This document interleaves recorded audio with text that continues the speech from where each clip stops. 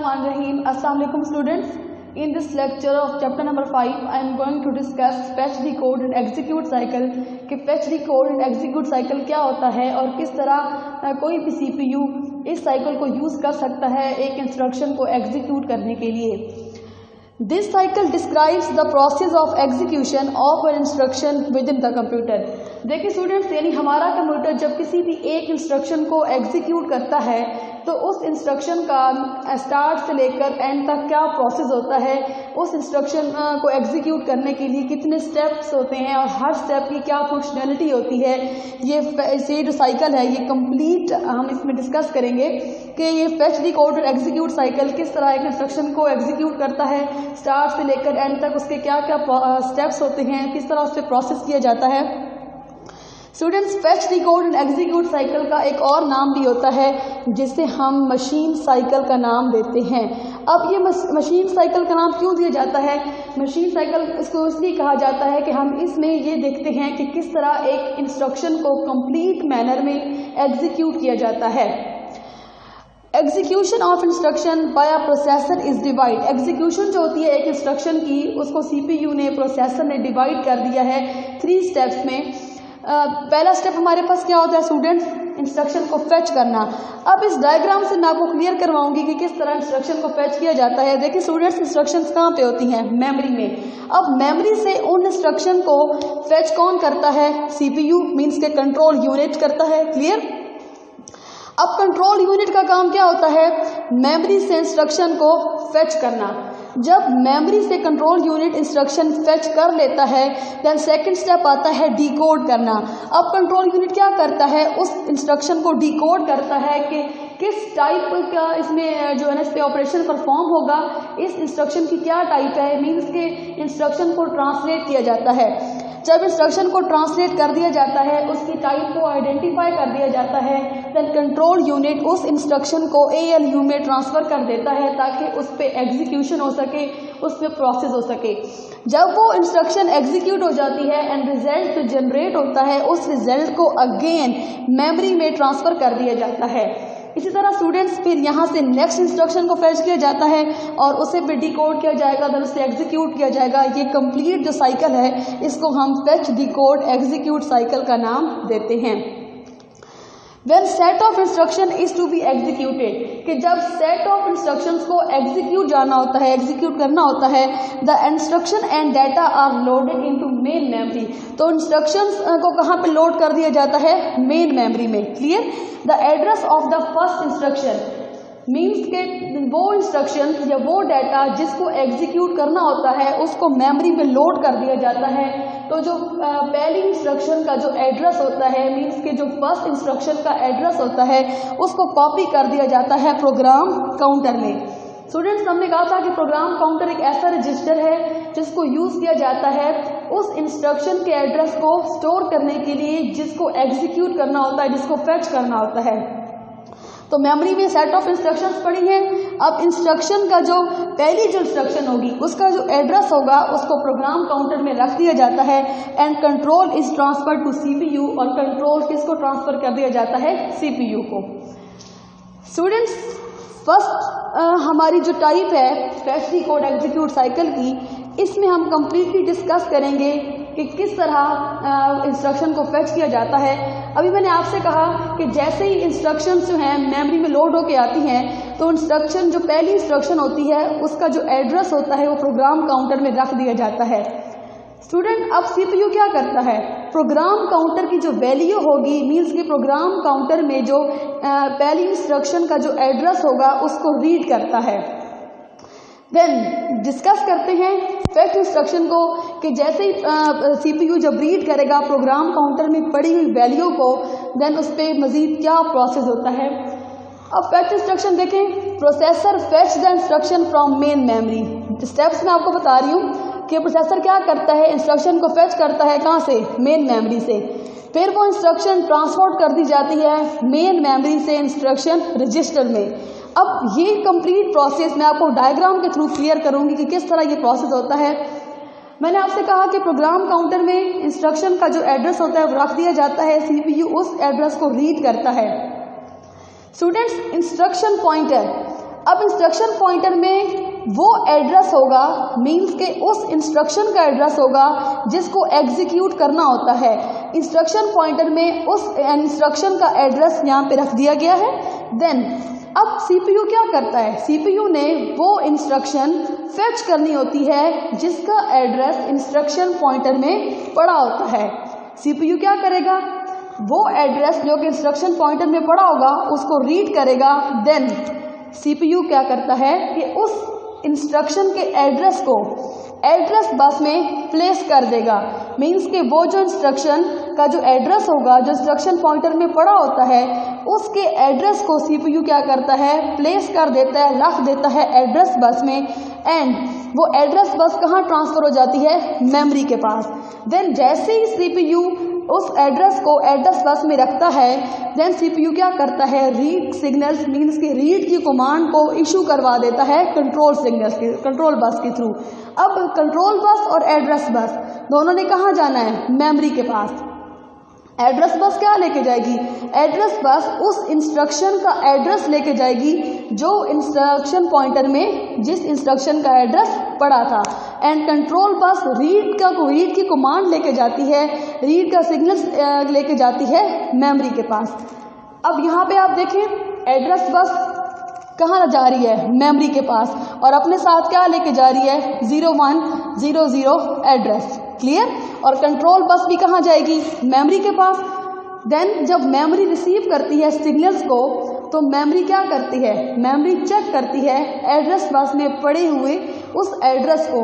Then वो अपनी memory में से मीन्स के मेमोरी जैसे ही एड्रेस बस में पड़े हुए उस एड्रेस को फाइंड करेगी। चेक करने के बाद मेमोरी में वो लोकेशन फाइंड करेगी। मीन्स टू से कि एड्रेस बस में किसका एड्रेस था, 0100 का। जब मेमोरी जब रिसीव करेगी सिग्नल तो मेमोरी इस एड्रेस में पड़े हुए इस एड्रेस को फाइंड करेगी। क्लियर। और इस एड्रेस में पड़े हुए कंटेंट को फाइंड करती है। जैसे ही मेमोरी के पास सिग्नल गया, मेमोरी ने फाइंड किया, देन देखा कि इस एड्रेस में पड़ी हुई इंस्ट्रक्शन क्या है कि 0 को मूव करवा दिया जाए AX रजिस्टर में। देन मेमोरी क्या करती है, इस इंस्ट्रक्शन को कॉपी कर देती है मीन्स के डाटा बस में, और डाटा बस से सीपीयू क्या करता है, अब देखें ये इंस्ट्रक्शन कॉपी हो जाती है, मेमोरी इस इंस्ट्रक्शन को कॉपी कर देगी डाटा बस में, और डाटा बस से जैसे ही इंस्ट्रक्शन कॉपी होगी डाटा बस में तो डाटा बस में जब ये इंस्ट्रक्शन आती है, कौन सी इंस्ट्रक्शन आएगी, मूव AX 0 की, तो सीपीयू क्या करता है, डाटा बस से वो इंस्ट्रक्शन कॉपी करके ले जाता है इंस्ट्रक्शन रजिस्टर की तरफ। अब यहाँ पे देखें मूव AX 0, ये बच्चे फर्स्ट स्टेप था। इसमें क्या बताया गया कि हमने किस तरह सीपीयू एक मेमोरी में से इंस्ट्रक्शन को फेच करता है। देखें अब processor fetch the instruction from main memory, कि इंस्ट्रक्शन पॉइंटर में जो एड्रेस पड़ा था उस एड्रेस को सीपीयू ने रीड किया, देन उसको रख दिया एड्रेस बस में और रीड की कमांड इशू कर दी कंट्रोल सिग्नल ने। जैसे ही मेमोरी के पास सिग्नल्स जाएगा, मेमोरी चेक करेगी उस लोकेशन को जहाँ पे और उसके कंटेंट्स को, उस लोकेशन में पड़े हुए कंटेंट्स को, मीन्स कि उस लोकेशन में पड़ी हुई इंस्ट्रक्शन को। देन मेमोरी उस इंस्ट्रक्शन को क्या करेगी, कॉपी कर देगी डाटा बस पे, और डाटा बस क्या हो करेगा, मीन्स कि सीपीयू उस डाटा बस में पड़े हुए इंस्ट्रक्शन को फेच करके ले आएगा इंस्ट्रक्शन रजिस्टर में। इसी तरह इंस्ट्रक्शन को ट्रांसफर किया जाता है मेमोरी से इंस्ट्रक्शन रजिस्टर की तरफ। हम सेकंड पॉइंट को डिस्कस करते हैं जो है decode unit. After completing the process of fetch instruction, CPU decode करता है स्टूडेंट्स इंस्ट्रक्शन को, मीन्स कि डिकोड कैसे करता है, ऑपरेशन कोड को एनालाइज करके। स्टूडेंट्स मैंने आपको लास्ट लेक्चर में बताया था कि हमारी जो इंस्ट्रक्शन होती है वो 16 बिट्स पर मुश्तमिल होती है।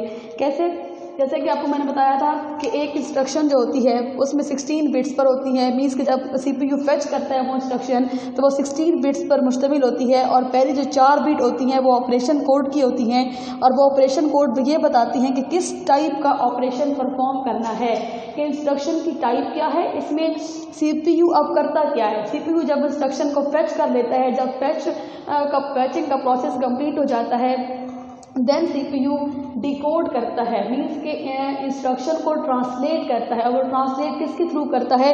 ऑपरेशन कोड के थ्रू। कि इंस्ट्रक्शन जो फेच की जाती है उसमें जो पहली 4 बिट होती है वो ऑपरेशन कोड की होती हैं, और सीपीयू इस ऑप कोड के थ्रू इंस्ट्रक्शन को ट्रांसलेट करता है कि इस इंस्ट्रक्शन पे किस टाइप का ऑपरेशन परफॉर्म होना है। इसकी टाइप को आइडेंटिफाई करता है और देखता है कि किस टाइप का ऑपरेशन परफॉर्म होना है। देन सीपीयू जो है वो ऑपरेंड्स की वैल्यू को भी रीड करता है।